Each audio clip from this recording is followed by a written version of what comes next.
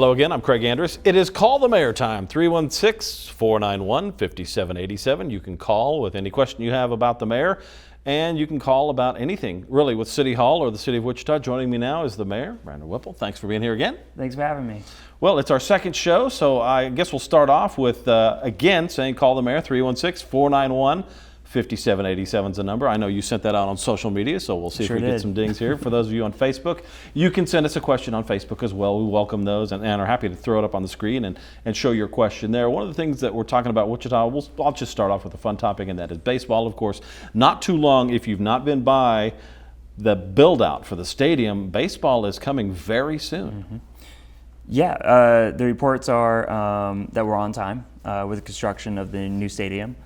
People are excited, and we really have some great opportunities this summer, and we're going to have some really good weather this weekend. I think that is going to kind of get people, in the mood for the summer and for baseball and for everything else we got going on. It's kind of fun. I went out there and talked to the people putting all of this together. I talked to the owner, and he was very excited about it. We had good weather the day I went out there, so it felt like baseball, but they're putting the final seats in, putting some more paints of coat up there.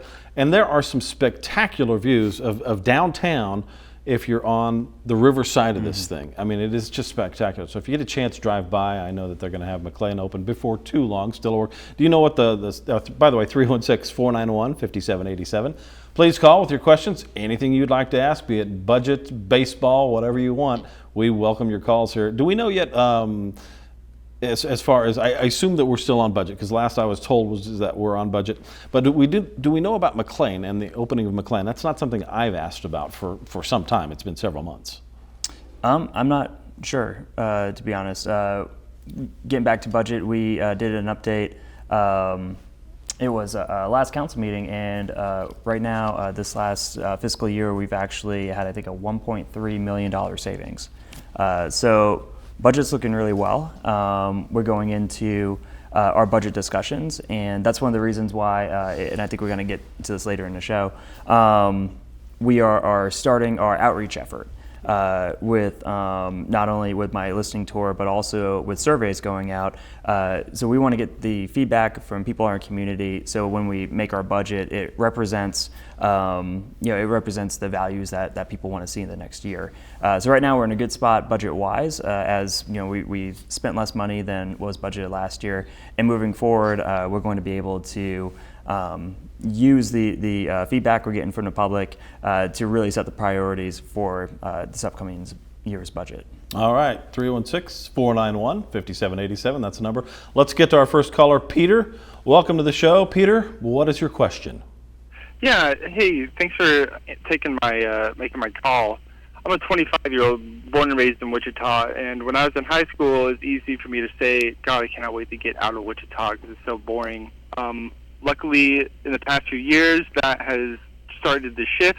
I'm now 25, and I love living in Wichita. It's becoming more exciting. But one thing I'm seeing is people my age, I don't see very interested in local politics. I'm thinking of in other countries where there's 30-year-old prime ministers, where young people are very involved in politics. How can we get young people in Wichita to be involved in politics? That's a really good question. So first off, we're glad that you decided to stay in Wichita. And I don't know which camera I'm supposed to be looking at. You're fine here. So thank you. So we're really glad that you are chosen to stay in Wichita. I think that Wichita is an incredible gem, really a well-kept secret, and we're actually seeing these boomerangs is what they're called, where people in their 20s or early 20s leave Wichita who are from here, and then they realize how great it is in Wichita and what it has to offer, and we're seeing them actually coming back. When it comes to our politics, and really, and it's not just politics, on an ideological level. It's more about getting involved. We're talking about people who want to get involved with civic engagement. Really, I think that we need to get out there and go to the spaces where people who have traditionally kind of been left out of the conversation are. Greg mentioned that I just tweeted out and I went live on my Facebook page. that we have the call of the mayor today. That's usually a space where younger folks are more active. So utilizing social media, ensuring that we are not just using it to get a message out, but also using it as a way to try to get people engaged. Last week, I used my social media to put out the link to the application to get appointed to boards. And I actually had a lot of really good feedback from that. And my goal is to, appoint a diverse group of people who represent Wichita. But some of the feedback was a lot of people didn't even know this was out there, like on the website. And by taking that website and using techniques, or not techniques, but really medians that I think younger people are on, and putting that in those spaces, we can actually attract people to become more civically engaged. All right, 316-491-5787. Again, Pete, we're glad that you've decided to stay in Wichita, and there is that boomerang effect of people coming back, so we do like to hear that, obviously. Wichita is a very well-kept secret. Not necessarily a destination for a lot of vacationers, but some. And our next caller, sorry I didn't get the name on the next caller. Judy, okay, thank you for that. Judy, you are on the show with Call the Mayor. What is your question, Judy? Hi, Judy. Hi, my daughter Nisi would like to see more activities and things to do for kids in the pop-up park downtown. Mm-hmm. I think she's remembering the sand and a playground structure they had down there. Okay. So we have a really great park and recreation department who are constantly getting feedback and making updates to our parks. I'm not sure what happened to the sandbox. It sounds like the daughter is particularly interested in. That's something I'd have to follow up on and see, if those activities are being replaced by other ones. But we're going to get to it later in the show, and I don't want to jump to that. We have actually created a bit of a one-stop shop online in a printed resource where you and your daughter can not just see what's being offered at the parks, but also what's being offered through some city programs, where it will show us where what's going on at City Arts, what's going on at the Exploration Place, different camps, and it's for all ages. So I will investigate, and feel free to call my office what's going on with the pop-up park. But we do have some exciting stuff happening in our other parks and with our programming for this summer that, like I said, I think we're going to talk about in a little bit. So stay tuned. All right, I hope that answered your question. Call the Mayor of Wichita, 316-491-5787. That's the number, anything you'd like. We do have another caller. Let's get straight to it. Barron, you have a question about plastic bags. Barron, go ahead. Yes, the question is, my name is Varun, by the way, and my question is, when is Wichita going to pass a law banning single-use plastics? Because plastics is becoming a big problem today. Mm-hmm. So that's a good question. And we got a few things going on with this issue. Before I got into, or was sworn into office, there was discussion on setting up a committee to explore ways to reduce plastic, particularly single-use plastic bags. I think it was my first or second week where I actually appointed the committee and made it official. In response to that, the state legislature, and what is a knee-jerk reaction, is now pursuing banning local municipalities from being able to regulate single-use plastic bags. And I say a knee-jerk reaction because what good policy would have to do is start taking those steps forward to reducing the use of single-use plastic bags. If we were to go out and just do like an overall ban of something that people use every day, the public pushback would actually be counteractive to trying to reduce plastic. That pushback might actually have that ordinance repealed, and sadly we would probably never do it again. It would be one of those things where if you don't do it right, then people will say, hey, we tried that and it didn't work. So moving forward, I actually see the type of policy where we're encouraging people to use cloth reusable bags, I think, and I'm not on a committee, but I think we could actually, get some Wichita flags, City of Wichita logos on some of these cloth bags and go into a place like Dillon's and hand them out to people who are walking into the store and let people just start trying reusable bags. There's a representative from Dillon's Supermarket who's actually on the committee, so it's very diverse as far as opinions and approaches. But that first step is to try to encourage people to use less plastic. And I don't think it's smart to jump right to just an all-out ban. And when you start even having those discussions, you trigger, I think, the ideological powers that be up in Topeka, where right now they're on the verge of outlawing local municipalities, taking away our local control and authority of regulating anything that has to do with plastic bags at the city level, all because we're just talking about lessening or trying to encourage less use of plastics. So we got a ways to go, but I'm anxious to see or excited even to see what this committee is going to come up with, and to see if we can get a policy that's right for Wichita. All right. Varun, sorry about the name. I hope that answered your question. 316-491-5787. That is the number to call the mayor here. And Katy, welcome to the show. You have a question. What is your question, Katy? Well, I have Kaylee. a question on, are you going to be saving Century 2 and the old library? Because the rumor I heard was that the old library was going to be an aquarium. But I was wondering if you were still planning on saving Century 2 and the old library. I'm a history buff, so I'm just kind of interested in saving Century 2. Mm-hmm. Well, good question. And I think the terminology you utilize by calling it rumors is actually really good, because right now nothing is official until the city council actually votes on it. So we have some misinformation, I think, on the internet, particularly on Facebook, where people think that the plans and ideas, and my earpiece just fell out, the plans and ideas that are being discussed are a done deal. At this point, they're not a done deal. We are still having those discussions. I personally think that we need to start really exploring some of the uses for Century 2, so that, and slowing this down a little bit, so that we know what we have as far as an asset. The Save Century 2 crowd have a emotional attachment to the building, and for them to want to have those good experiences and continue those good experiences in Century 2, so the next generation also has an attachment to it, we got to figure out, all right, what will we do with it if we do save it?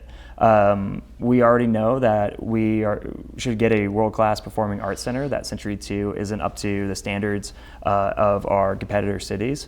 So if we take performing arts out of Century 2 and conventions out of Century 2, then what's the next phase for Century 2? And that's a discussion I think we should have. We should really talk about that as a community and explore our options. We have a really great art and performing arts community here in Wichita, and maybe Century 2 becomes a place where we are utilizing it as an educational facility for people who want to get into performing arts. Maybe it becomes something totally different. We're not sure yet, because we really haven't had those conversations as a community. But when people talk about, and this is why people like me need to get in front of this and clear up some of this information, because my understanding is the aquarium idea was just somebody on Facebook who had this idea, and I think one of the news outlets actually reported on it. And now, what was just kind of discussion has led people to believe that we are now seeking to turn Century 2 or the library into an actual aquarium. There have been no real proposals for that. So we're in the discussion phase. We are in the idea phase still. And moving forward, we want to take those ideas to the next level by having conversations with experts about, okay, if we were to keep Century 2, what's the next phase of Century 2 as far as its usage in our community? And and like I said, if you do it right, then the next generation, the people who want to save Century 2, will be rest assured that the next generation will also have really great experiences there and also fall in love with the building. And then the people who want to redevelop the waterfront, if they know that we have a real database, research-focused repurpose of Century 2, will know that it will be an asset for that area as well. 316-491-5787. And I do know, before we get to Julian, we'll get to you in just a moment, Julian. Thank you for waiting and calling and being patient. Most of the council has come out and said exactly where they stand on this. Several have said, yeah, we'd like to see Century 2 repurposed. We'd like to see it saved. Several have said, hey, it might be time for something different. But all of them into the mix have said, we are going to be studying this. Where do we stand on the study and proposal side of this?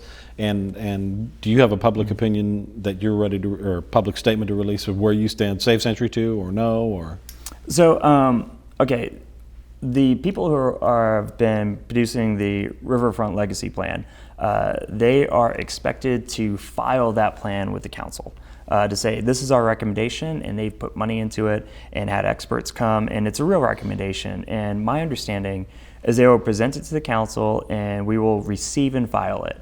And then add that officially to the discussion on redeveloping the waterfront.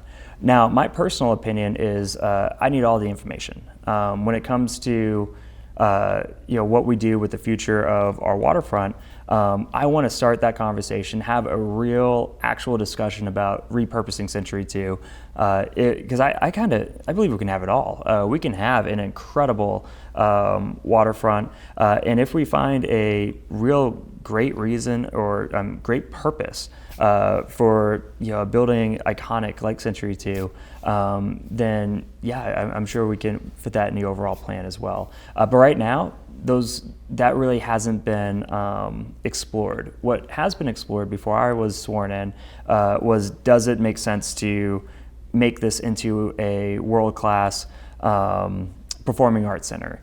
And my understanding is it doesn't. Renovating it as a world-class performing arts center, it will be limited in its ability to attract the type of shows that we could get here in Wichita. And the art community is actually behind putting and building a state-of-the-art, world-class performing arts center, and kind of taking that away from Century 2. So that really leaves a lot of opportunity for such an iconic building like Century 2. So let's have those conversations. Let's take it from the idea phase and a brainstorming phase into the realm of having experts also come up with, all right, could we actually do this with it? Like what have other cities done with these type of buildings that turned out to be an asset for the taxpayers? okay, Julian, you're on the show. What is your question about attracting people to Wichita? Julian, go ahead. Yeah, other than touting our cheap cost of living, how do we attract a workforce to an area that isn't paying as much as other areas?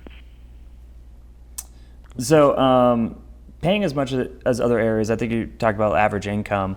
There are multiple reasons why people choose to live in certain areas. And you did, I think, touch on it, where our cost of living is lower here in Wichita than in other areas. So that is a benefit, but also the takeaway is some of the jobs in Wichita might pay less than they would in areas where the cost of living is higher.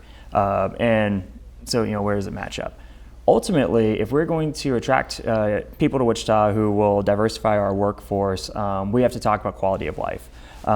We have to talk about and really brag about how great Wichita is. And one of the stories, my story of Wichita is, my wife and I, when we didn't have kids, we were in our early 20s, we were looking for places to go out to dinner, places for entertainment, date night type stuff, live music, art, and we found all that, and it was amazing. Now at this point in my life, I'm a dad. I got a 6-year-old, a 4-year-old, and a 2-year-old. My wife and I both work. I'm looking for places to take my kids. And we have the Exploration Place, we have the Sedgwick County Zoo, Derby has a dino park that we can go to. We have some amazing stuff. And that's why I'm getting into our parks and the programs that our city has, geared towards families.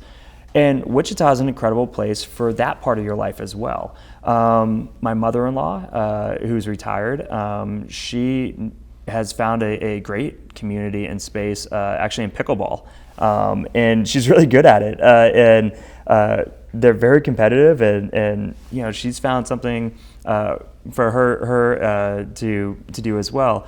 Wichita is the type of community where whatever you're looking for, you can find it. We're big enough where we offer, almost whatever anyone's looking for.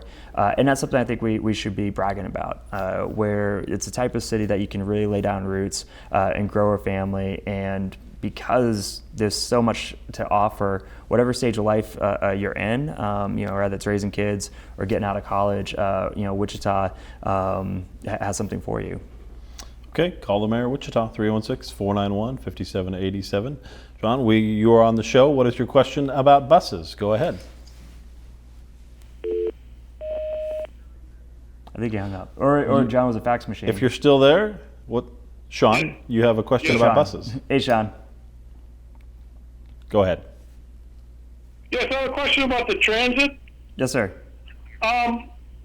Last year, before they hired the new gentleman to run the bus company, the buses seem to be on time more than they are now. And what irritates me is that you're on a bus and you're getting to the transit center, and the bus is pulling in, and you're trying to get the connection, and everything else is pulling out. And it happens all the time. And I understand, and I mean, I'm not trying to make an issue out of this, but I understand they just act like, well, you just got to sit there and wait 45 minutes for the next bus. And I understand they need a grid and all this other stuff, but before it was never like that. And they tweak some of the bus routes, but it's still, they say, oh, we only can hold the buses 2 times up to a certain time, and then we got to hold them only 2 minutes longer in the evening, which I don't understand it, but. Okay. It's ridiculous, and I see, I'm on a bus leaving, and I see people getting off other buses, and they're trying to run to catch the other buses. It's totally unfair. I know we're all low-income people that ride the buses, but it's just, I don't know what the solution is. Well, Sean, I appreciate the question. That's a good one. Your thought and maybe some remedies or of course considerations. So it's really important that we address our public transportation system. Because we want not only people who depend on public transportation to be able and go work whichever job they would like and depend on the buses to get there, but also we're seeing a change in behavior where people want to, on a nice day, actually go take public transportation in other cities. We have some buses right now that are electric. They are no emissions, which is really great. There are people who want to bike to Partway and take the electric bus the other way. To get to your question, one is we would have to take steps towards improving our public transit. Right now, when I met with the director, I think it was my second week, I asked him that question. Okay, well, how do we improve this experience? And we actually, I think, have about half the buses of most cities our size. So the number one thing we could do is, we got to add more buses. I think we have about, I could be wrong, but I think it's about 45 to 50 buses on the road. If we had 100, we're now just, and that's not changing routes, that's just adding 100 buses total, like another 50, we would cut those times in half. You got people who are, if they miss a bus, they have to wait 45 minutes for the next one. Just adding some more buses will actually cut that in half. And then, on the campaign, we talked about how other cities like Wichita are on a grid system. Actually, going to a grid system, we're a bit of a hybrid system right now. And when you talk to people who are experts on this, moving to a grid system with a city like Wichita, because of the river and because of the way our city is laid out, might actually not save us much time. So the first thing we should be doing if we want to cut time on buses is to add more buses. And then we got to add more bus drivers as well. And then the second thing is to try to take it from, I think it's at 6 o'clock is when it stops, bring it up to 9 o'clock or 10 o'clock. When we can make buses available to people beyond 6 o'clock, then they become much more reasonable as transportation for people who are working. Right now, if you were to get out at work, at 7 o'clock or 8 o'clock, you have to take an Uber home or get a ride. You really can't depend on a public transit system. But we got some other stuff in the works as well that I'm hoping to announce soon that I think is going to be some pilot programs that's going to really fill in some of this gap, and I think it's going to be pretty exciting for public transit. I do know there's some federal money coming in. Do we know when the hub system is supposed? Well, I call it a hub system, but the intermodal facility is supposed to go in. Proposed to be near the baseball stadium. Do we have a schedule for that yet? So I don't know the schedule for that right now. My understanding is it's somewhat fluid because you want to, when you're doing development, you want to do it on purpose, right? Where you don't want too much stuff closed down. You don't want you want it to be too much of a burden on on the local businesses. So I believe we are. We have some money coming down from the federal government to create this, but I am not sure if a date's been locked down or if they are still floating a date to start based on the other construction in the area. Okay, 316-491-5787. Anthony, you're on the show. Go ahead. What is your question about legalization? Hi there, guys. Hi. Welcome. Welcome. I'm sorry. Welcome. Yes. Thank you for taking my call. I wanted to address the decriminalization issue. Mm-hmm. We as a city voted a few years ago to decriminalize, and that's went ignored, and much under the direction of Longwell. And I'm wondering what Whipple's going to do with the misdirection of our efforts as far as our police department's concerned, and are we going to focus on some of the real crime issues and free the police up with this decriminalization thing that the people of Wichita have clearly showed an interest in? Mm-hmm. So, really good question. And one of the problems with the petition is that an ordinance at the city level actually can't supersede state law. So right now, when we talk about sentencing guidelines and take into account marijuana, rather it's recreational or rather it's medical marijuana, it's really a state issue. So what has happened is I believe the court got involved in the petition that said we're going to change the ordinance. The court actually, or tried to make it lower the penalties for marijuana. Our ordinance, I believe, was in line with the state law, and through the petition, changing it put it out of line with the state law, and therefore it didn't change much. So moving forward, part of my job is I wish I could tell you that there was more we could do at the local level. But part of my job is also talking about the ins and outs of what is a confusing process. We really need action by the state. The state can do really one of two things. The state can, decrease penalties. They can do what our surrounding states are doing, which is allow some form of marijuana to be legalized, rather it's through a doctor's note or as a product you could buy, or they could somewhat. I don't think they'll go this route, but they could let municipalities actually and counties actually decide on their own. But that usually, our state, I think, likes uniformity in their laws, so that's probably a path they wouldn't take. So it is something moving forward where I actually believe that we should have our public servants, our police officers, focusing on some of the other crimes that are really addressing public safety and spending a lot of time on marijuana that is utilized, that people are using as treatment for cancer or other things. That's, in my opinion, not the best use of taxpayer money. Our hands are kind of tied as a city. Moving forward, it's more of a legislative issue, but I hope you get involved in find out who your legislator is. If you don't already know, make a call up to that person and let them know how you feel. All right. Hope that answered your question. Call the Mayor Wichita, 316-491-5787. Don, you're on the show. You have a question about downtown. Go ahead.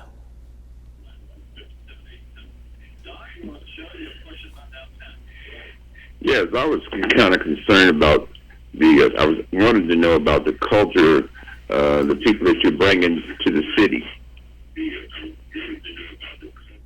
So the question is about culture bringing to the city? Culture bringing to the city. Okay, so I can talk a little bit about culture. It's a little bit of a wide question, so I might be off on where we're going. But I'll talk about some of the culture of City Hall, at least in the chambers for the elected officials. And it's actually quite different from the legislature. It's slower. They want to make sure that in a legislature, if you have an idea, you create a piece of legislation and you get a vote on it. You can get a vote on it as quick as if it's an amendment that day even. But usually it takes a few days and you can get a vote on it. At City Hall, the culture is actually, at least on the elected side, it's a little bit slower. It's more deliberate, and that's really a good thing, to be honest. Though it's tough for someone like me to adjust to it being from the legislative side, where let's just go and do this, let's go fix it. And it's a good thing because in the legislature, if a bill passes the House, it goes to the Senate. And so if there's any mistakes in the bill or unintended consequences, the process allows the Senate to figure out those problems. And I'm from the House side, so we actually used to always fix the Senate's problems because the House usually had no problems in their bills. But at City Hall, we're just one body, which means that once something is voted on, it's done. So you really got to make sure that whatever is voted on is a really good piece of legislation, or you could get yourself in trouble because you're not going to have another chamber kind of do the spell check on it.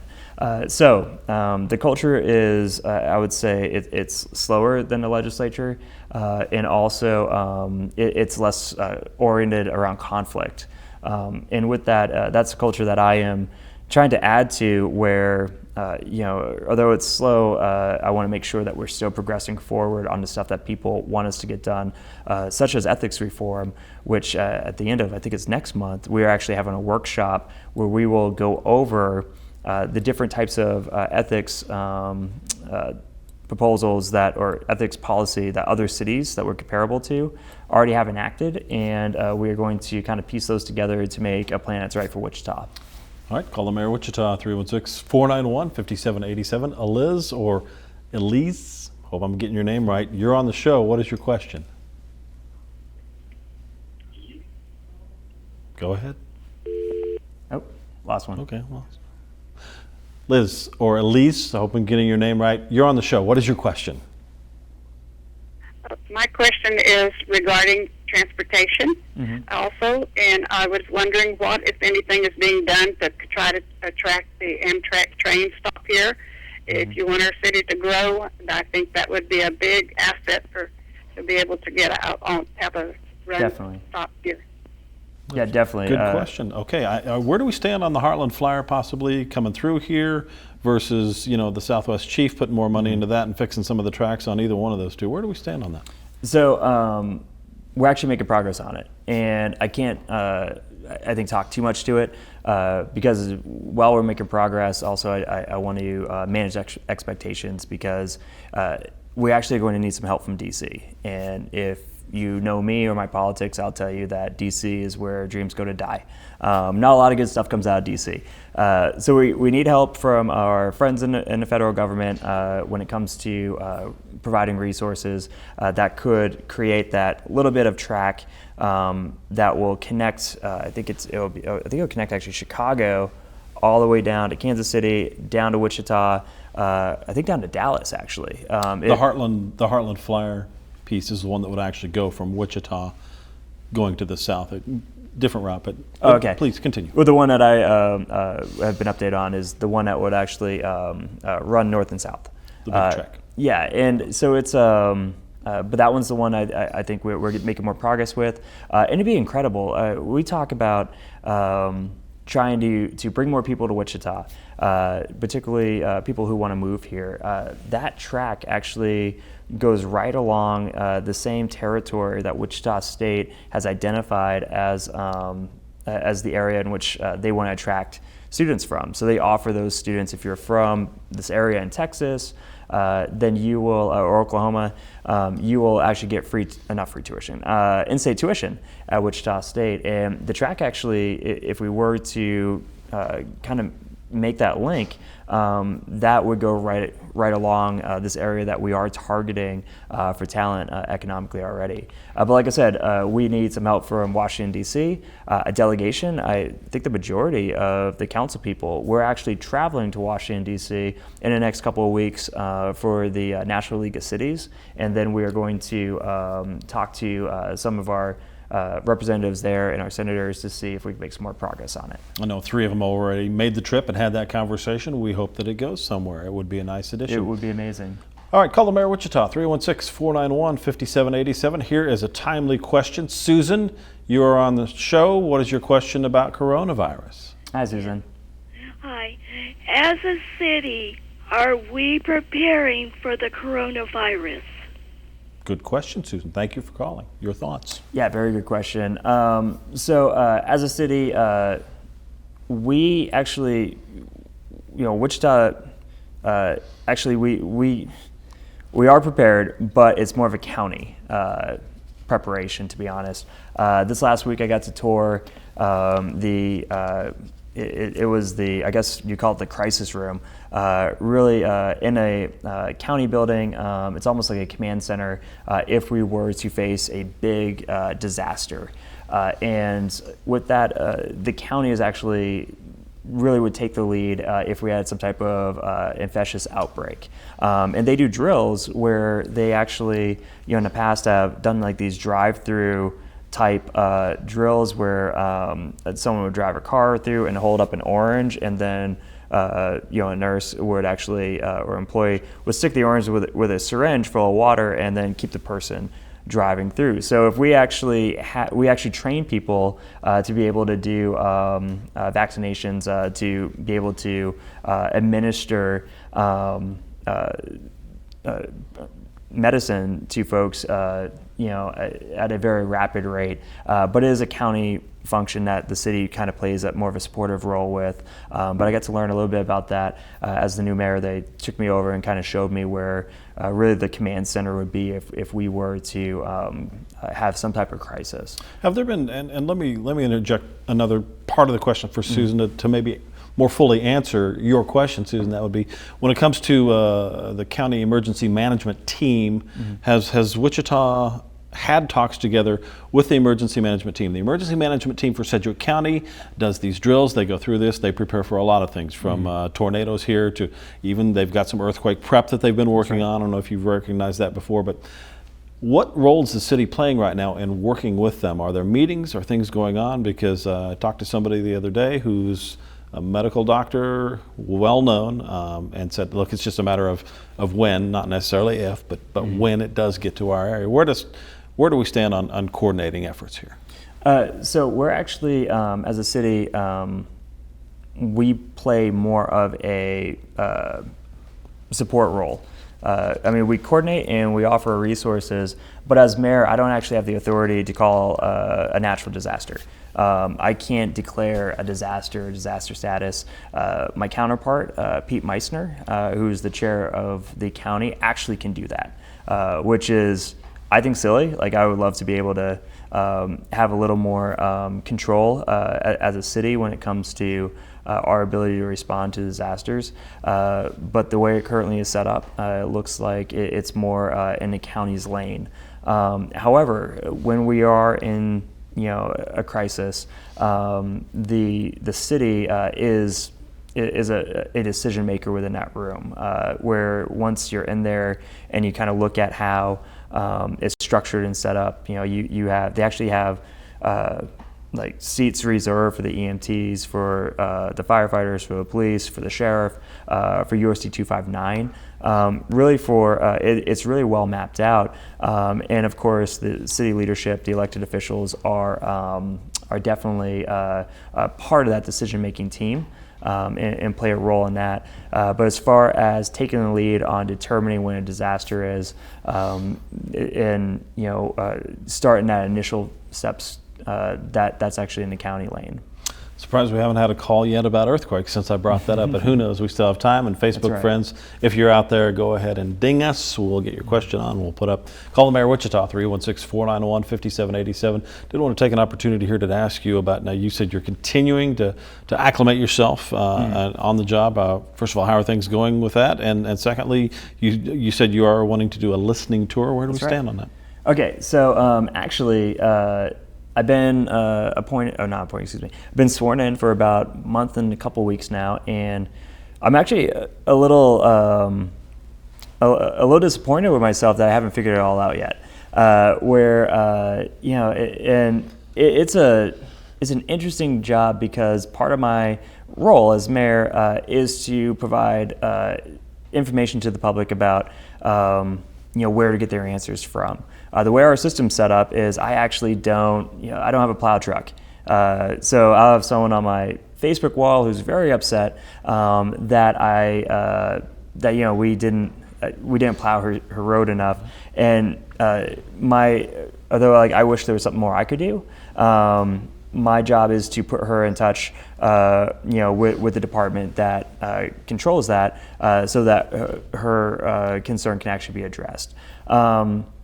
So, my role as mayor has been interesting, or my transition as mayor has, learning the culture and then learning the functionality of being mayor, and then also trying to learn where people are concerned, where they can go to get the answers that they need. Now, for the listening tour, we have one coming up this Saturday, and I believe it's at 2 p.m. I think we have there we go. Awesome. I'm like, I think we have a graphic. So, actually, that's the second town hall. Do you guys have the one for the first one? Oh, no. Okay, so that's actually the second one. We have one this Saturday, but the... I will go under the assumption that it is, all since that one was scheduled 2 to 4, I'll go under the assumption that perhaps this Saturday's would also be 2 to 4. I actually think it's 1 to 2. Yeah, I'd have to check my phone. But when you said you had a graphic, I thought you had this one. That's okay, but we do have one coming up this Saturday. Go to my Facebook or to the city's Facebook to get information on it. And we'll have it's over at Riverside. My goal is to go around and have this listening tour in all 6 of the districts, and then we're going to have our State of the City afterwards, because the purpose of the State of the City is not only to give an update on all the great stuff that's happened over the last year, but also to set that vision for us moving forward as a city. And this isn't about me as mayor. It's about all of us, together as a community. So having that listening tour first and seeing the priorities of those within our community will help set that vision for what do we want to get out of this next year. And it's actually timed really well because that vision, of what people are looking for, is going to be pronounced right before our budget talks and our budget debates. Budget's coming up. Yeah, the budget's coming up, and a budget is a reflection of priorities, because we can't pay for everything. So we're going to set the priorities, then set the vision, and then set the budget. All right. Call the Mayor of Wichita, 316-491-5787. Thank you for that. Dallas, you have a question about some neighbors in Wichita. Dallas, you are on the show. What is your question? Yes, sir. Congratulations on your election, Mayor. Thank you, sir. I have a rental property next door to me that has been a rental for like 20 years. A lot of times they rent it to the WSU students, and I'm all for the Shockers. However, we have a major problem when they do, because if they rent to 4 or 5 people, they have 4 or 5 friends, and you have an orbit of 25 to 30 people 24 hours a day. We've had our yards trashed, garbage thrown in, our driveways are used for turnaround 24 hours a day, lights flashed. I wondered if there's anything we can do about a constant rental with a problem like that for tenants. Thank you. Thank you, Dallas, for the question. Your thoughts? So, I wish it was an easy answer. The reality is, when it comes to tenants and landlord issues, it's a little tougher when the city gets involved. My recommendation to you is to go on the city's website and to see if there is a neighborhood association in your area. I used to be heavily involved in our neighborhood association, and one of the great things about it is, it's focused to your area, which means that your city council person will likely be there, your community policing officer will likely be there, and of course, perhaps other elected officials from the city level, from the state level, but then your neighbors as well. So usually my recommendation is to first see if there's an organization such as your neighbor association, see if it's organized, and then talk to your community policing officer. By bringing this to the attention of the community policing officer, usually they will be able to make more passes through that area. You put it on their radar so that they can check to make sure that people are abiding by the law. And that's, I think, an underused resource is our neighborhood associations. So there's a list of them on our website on wichita.gov. If you get there and start searching, you should be able to find one of the neighborhood associations within your area, and that's a good way to show up to one of their meetings and talk to the community policing officer and also other people in the area about how they have dealt with similar situations. I believe in that particular area, Brandon Johnson has been pretty plugged into that issue. Maybe if you'd like to reach out to him, I think he might have some answers for you as well. He's pretty plugged in. All right, we do have a Facebook question, another call. Thank you for calling, 316-491-5787. First, let's get to a Facebook question that we got. Wilma has a question. Do we have lead in our water? What is being done about it? Your thoughts?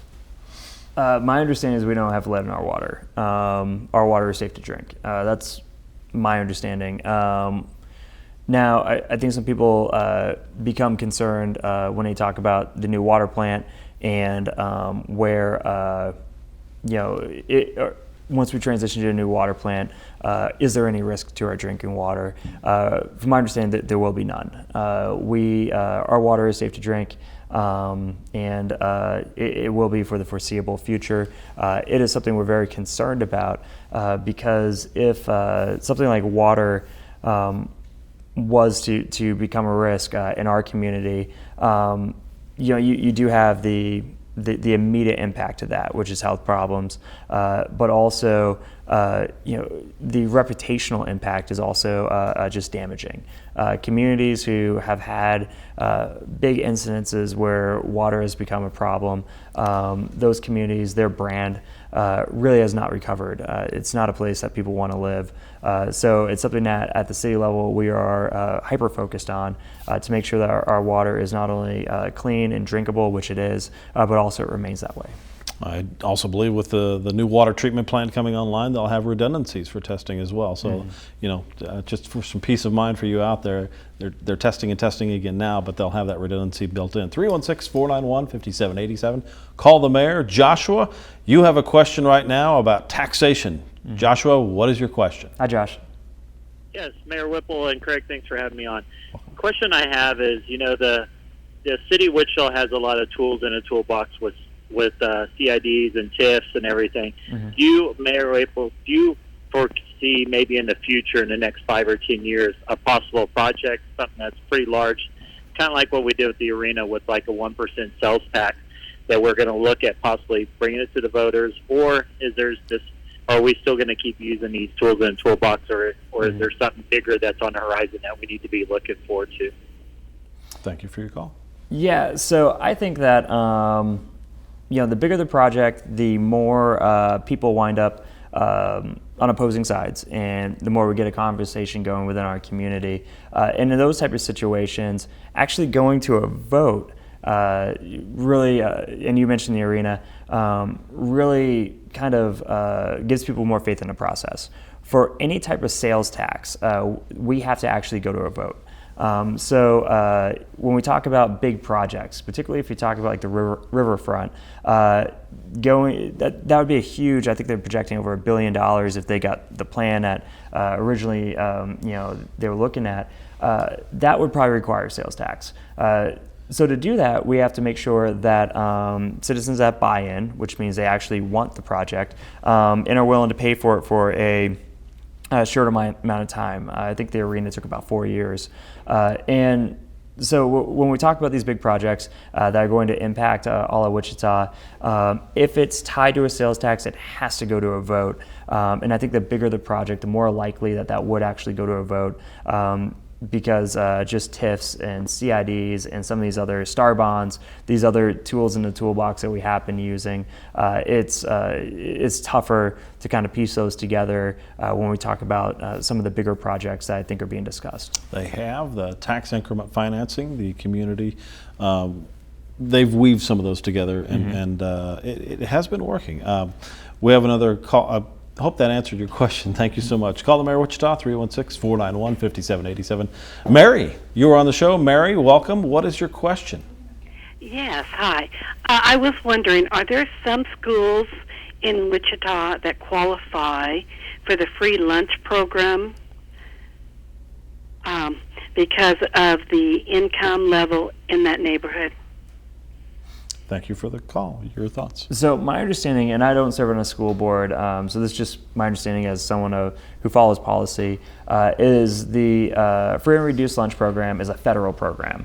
And I'm not sure if it's based on the neighborhood or if it's actually based on the students themselves within the schools.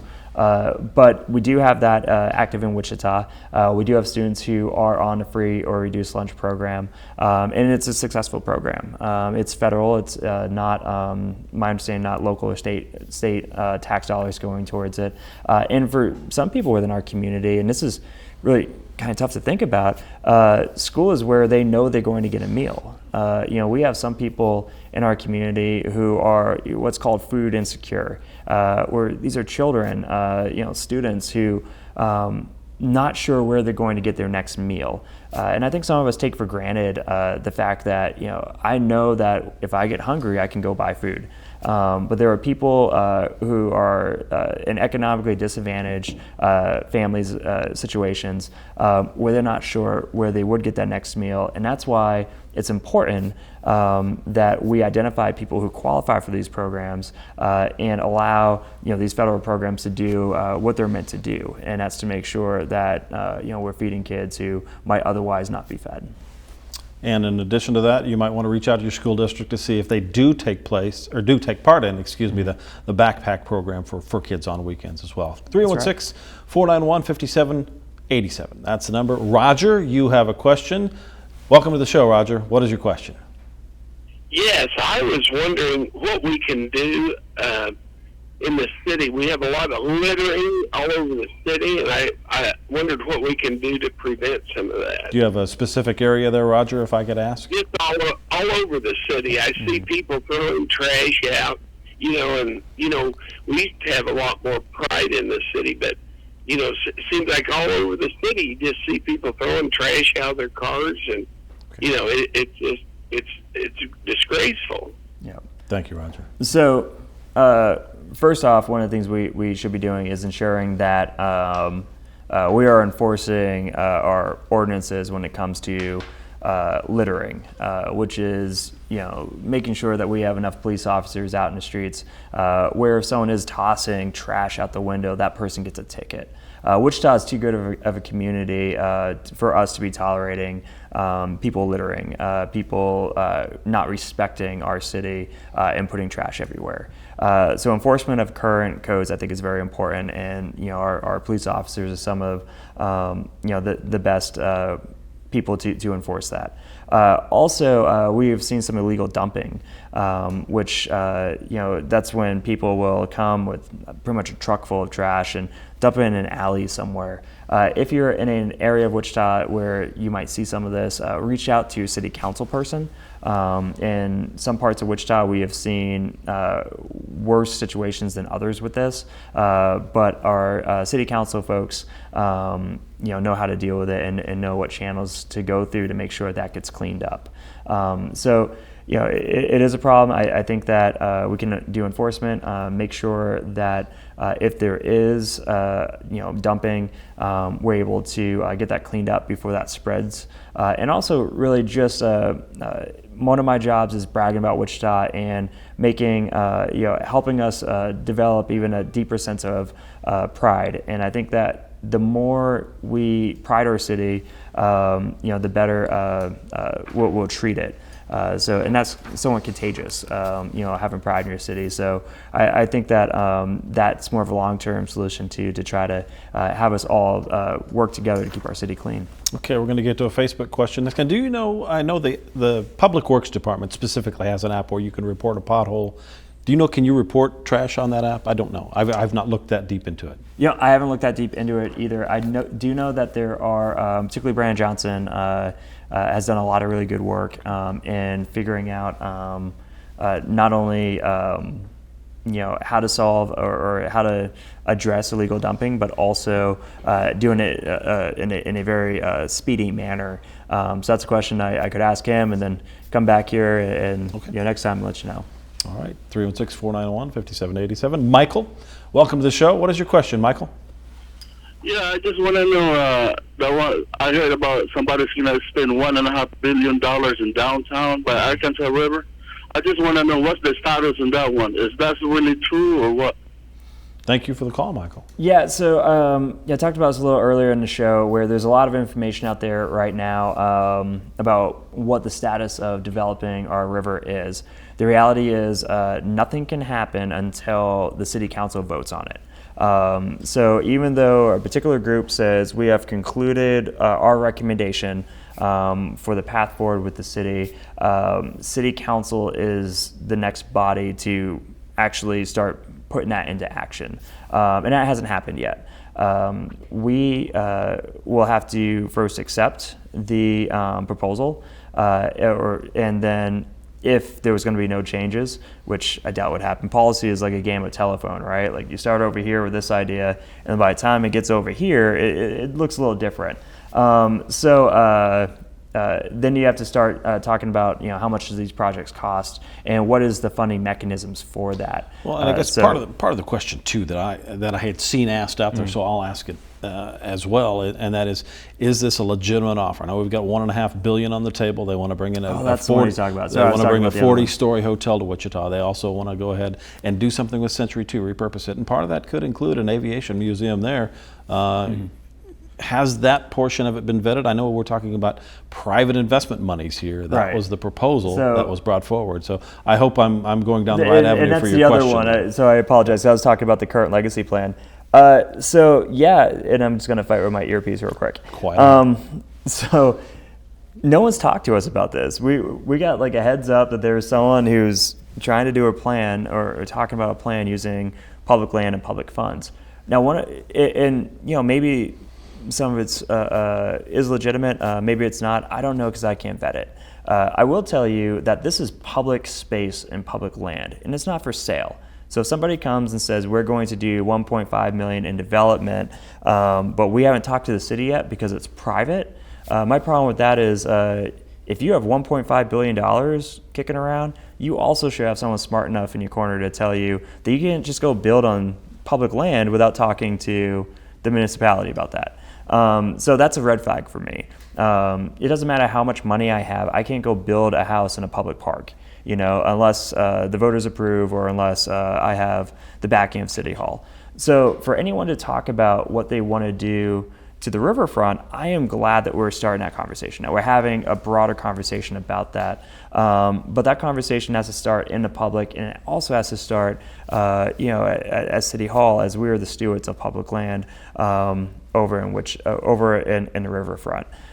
So I'm interested to know what the give and take is. Now, if we had someone who actually had a $1.5 billion and they wanted to give it to us as a city to go do good with, then I would be very happy to have that conversation. Sure. And I could tell you where to mail the check. But I assume that you do welcome the private development. If somebody steps forward with a proposal, I guess would you vet it and go through the process in the next 15 seconds here? I mean, we would, I think, entertain all ideas, and that's where we are now. But, the reality is this is public land. This is owned by the taxpayers. So whatever idea someone has or wants to do moving forward, we have to make sure that not only the public today, but future generations have access to that area. Okay, well, we've only got a few seconds left. Thank you again for being here. Of course. Thanks Appreciate having you on the show, Mayor. And if you have any questions, well, next time, call the Mayor of Wichita. We appreciate you joining us. That is our time for now. Until next time. Until next time, thank you. Have a good one.